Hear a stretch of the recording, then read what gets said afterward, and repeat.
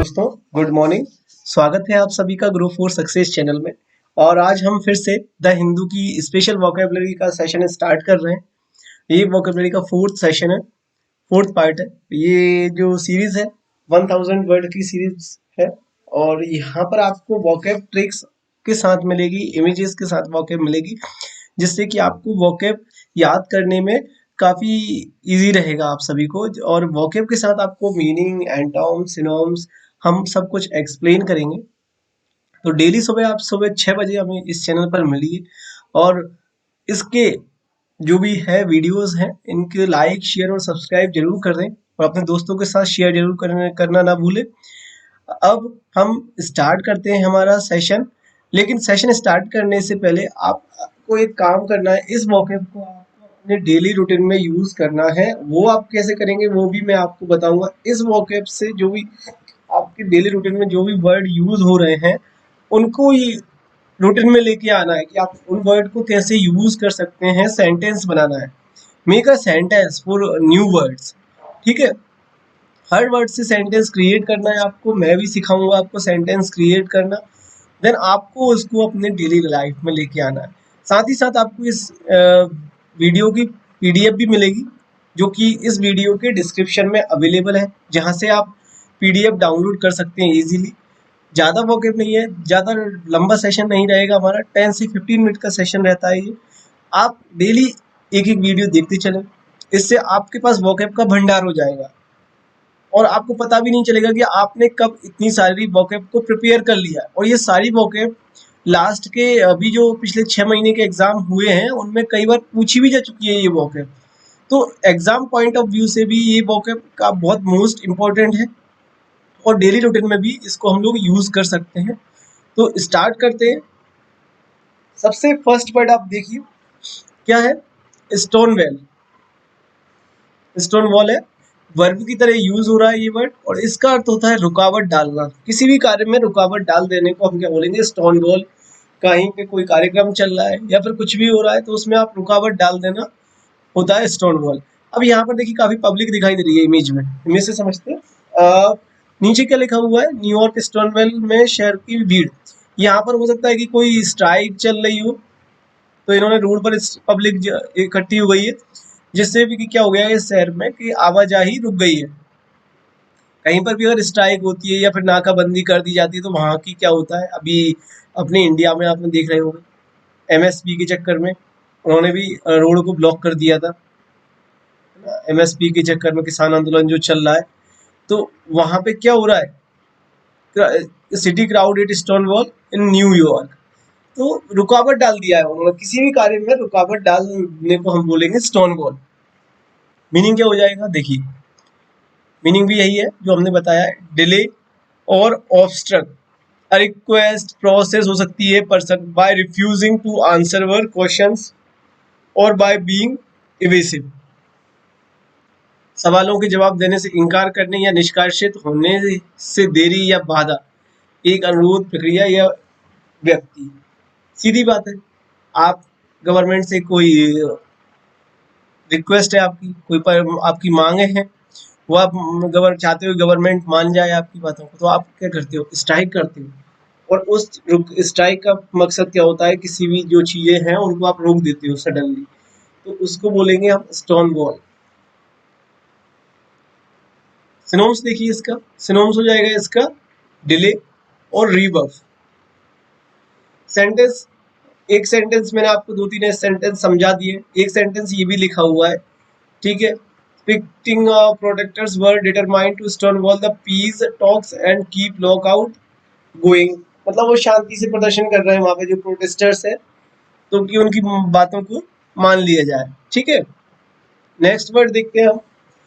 Next word है proactive. ये adjective की तरह यूज हुआ है ये वर्ड, और इसका अर्थ होता है सक्रिय। सक्रिय से आपको एक शब्द सबसे पहले माइंड में क्या क्लिक होता है? ज्वालामुखी। सक्रिय रहते हैं काफी सारे ना। यहाँ देखिए इमेज से समझने की कोशिश करते हैं। यहाँ मीटिंग चल रही है सभी लोग, और यहाँ पे जो मैडम है ये बॉस है, तो वो स्पीच दे रहे हैं। तो सभी लोग क्या है? सक्रिय हैं, उस चीजों को सुन रहे हैं।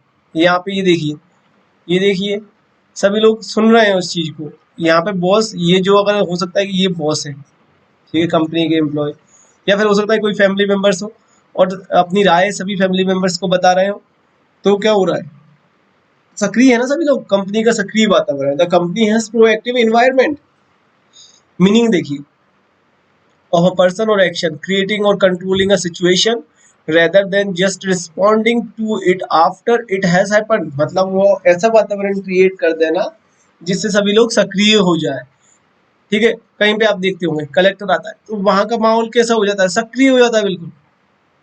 किसी व्यक्ति या क्रिया किसी स्थिति को उत्पन्न करने या नियंत्रित करने के बजाय केवल ऐसा होने के बाद पर उस पर जो प्रतिक्रिया देना होता है उसको बोलेंगे यहाँ पर।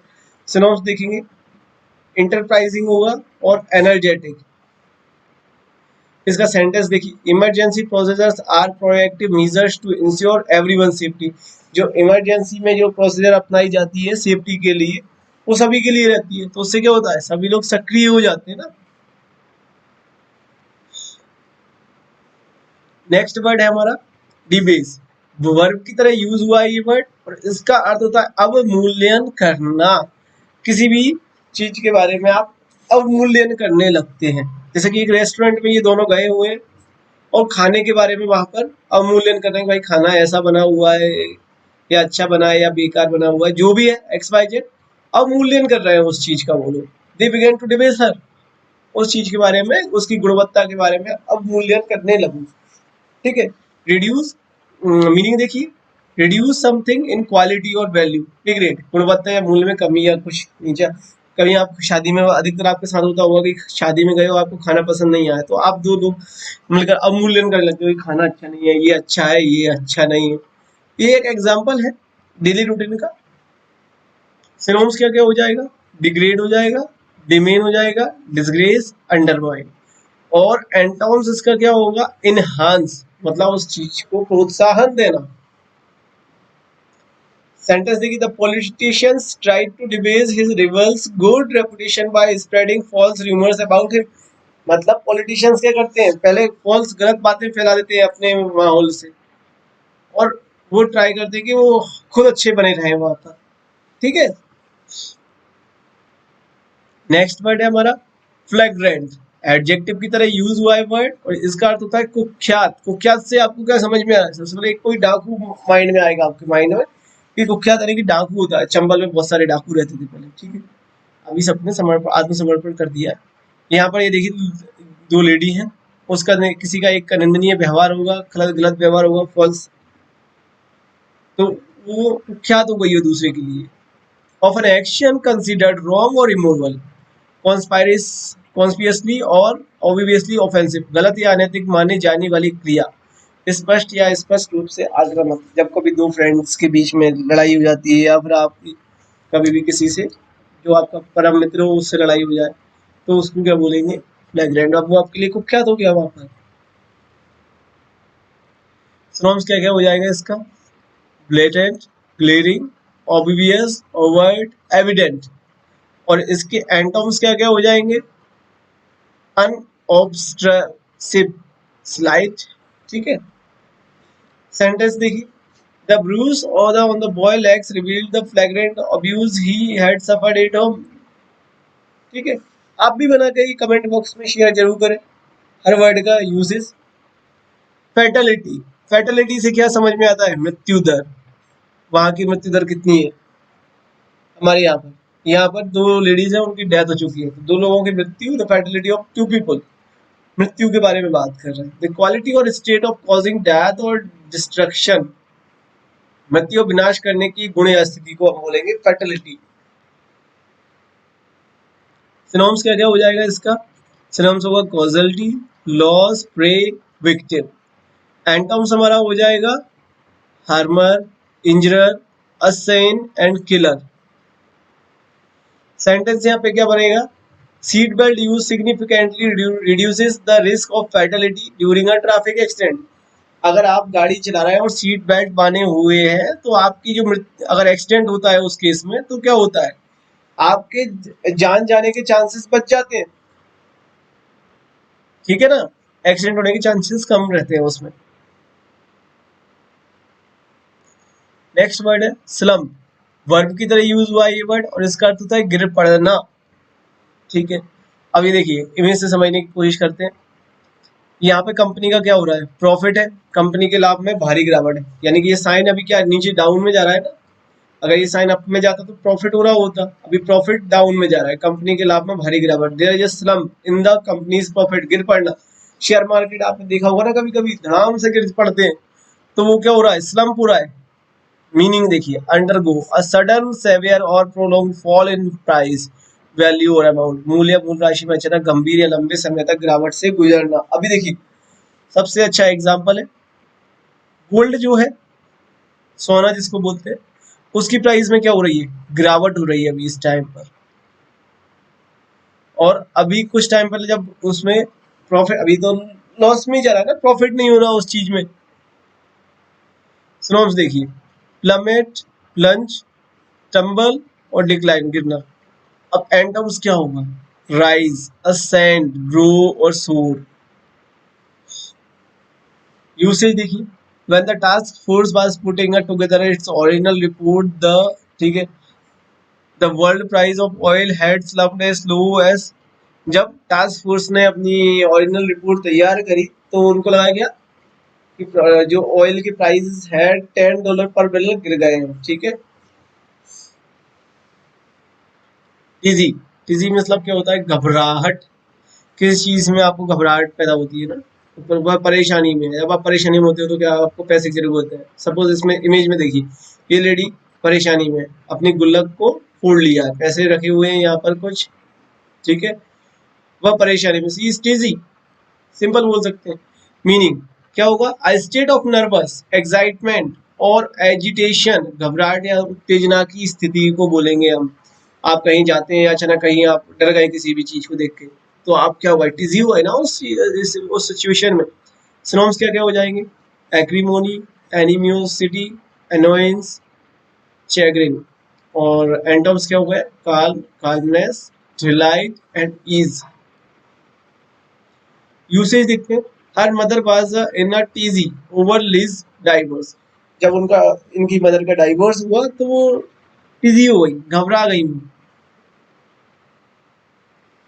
नेक्स्ट वर्ड देखते हैं, परलोइन। परलोइन का मतलब वर्ब की तरह यूज हुआ है, इसका अर्थ होता है चुराना, किसी चीज को आपने चुरा लिया है। ठीक है, यहाँ पे देखिए चोर किसी का बैग चुरा रहा है, चोर ने उसका सामान चुराने की कोशिश की, the thief tried to purloin his belongings, जो भी उनका सामान है उसको चुराना। स्टील, स्टील यहाँ पे मीनिंग क्या हो रहा है, स्टील मतलब होता है चोरी करना, और परलॉइन मतलब भी होता है चोरी करना कुछ भी। एंटोम्स देखते हैं, लूट, प्लिपर, स्टील, एम्बिजन। और एंटोम्स क्या हो जाएंगे इसकी, बेस्टो, कंट्रीब्यूट, डोनेट, परचेज।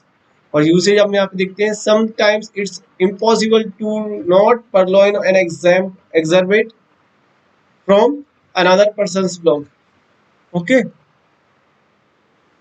यहाँ पे नेक्स्ट वर्ड है हमारा ग्लॉट, वर्ब की तरह यूज हुआ है ये वर्ड, और इसका अर्थ होता है आनंदित होना, किसी भी चीज को देख के आप खुश हो जाते हो। यहाँ पे एक लेडी है, वो केक को देख के मतलब खुश हो रही है, आनंद हो रही है, उसने भोजन पर ग्लोड किया, she did glowed over food. जब भी आप कभी शादी में जाते हो और आपको कुछ अच्छा, जो आपकी फेवरेट चीज है, डिश है, वो मिल जाए, तो आप क्या हो जाते हो, आनंदित हो जाते हो, खुश हो जाते हो, एक्साइटमेंट हो जाता है, आपको बढ़ जाता है। Meaning, dwell on one's own success or another misfortune with smugness or malignous pleasure. एक की सफलता दूसरे के दुर्भाग्य पर स्मोग या शिष्टा का भाव। जब आपका कोई फ्रेंड किसी एग्जाम को क्रैक कर लेता है, तो हो सकता है कि उस सिचुएशन में बहुत सारे लोग खुश हो रहे हैं और बहुत सारे लोग दुखी भी हो जाते हैं। सिनोम्स देखिए, एक्सल्ट, रिजॉइस, रिलिश। एंटोम्स से क्या हो जाएंगे, कॉमिसरेट, सिंपैथाइज। एक सेंटेंस है, use if you are a winner of a contest, अगर आप इस कॉन्टेस्ट के विनर हो, you should not gloat and make your competitors feel inferior, आपके कॉम्पिटिटर आपसे खुश नहीं होंगे जबकि आप आनंदित हो जाओगे। ओके, नेक्स्ट वर्ड है हमारा पोलीमेथ। पोलीमेथ नाउन की तरह यूज होता है, बहुश्रुत इसका अर्थ होता है बहुत अधिक मात्रा में। ये किसका पिक है, ये अरस्तु का पिक है। अरस्तु एक प्रसिद्ध बहुश्रुत है। अरस्तु इज अ फेमस पोलीमेथ, उनके जैसा अभी तक कोई नहीं है। A person of a wide knowledge और लर्निंग, एक व्यक्ति जिसको सीखने की लक हो, कि ज्ञानवान हो, उसको बोलेंगे पॉलीमैथ। सिनोनिम्स देखिए, इंटेलेक्चुअल और जीनियस। एंटोम्स हो जाएंगे इसके फूल और इलिटरेट। फूल से ही देखते हैं हम इसका। His CV reads something like a master class in being a polymath. He was an accomplished musician and designer. तो ये वोकैब का सेशन अब हम यहीं एंड करते हैं, और वोकैब देखने के बाद आपको जो भी वर्ड है उनको नोट डाउन करें, और कमेंट बॉक्स में उनसे रिलेट कोई भी एक सेंटेंस हमें शेयर करें, जिससे आपको अपनी गलतियां भी पता पड़ेगी। और कई लोग उनसे, किसी ने कोई सेंटेंस बना के डाला, किसी ने कोई सेंटेंस डाला, तो आप भी बहुत सारी चीजें सीखेंगे इससे। तो अगर आप इस चैनल पर नए हैं तो उसको सब्सक्राइब जरूर कर लें और बेल आइकन पे क्लिक कर लें जल्दी से, और लाइक और शेयर करना ना भूलें। तो एंड करते हैं। Thanks for watching.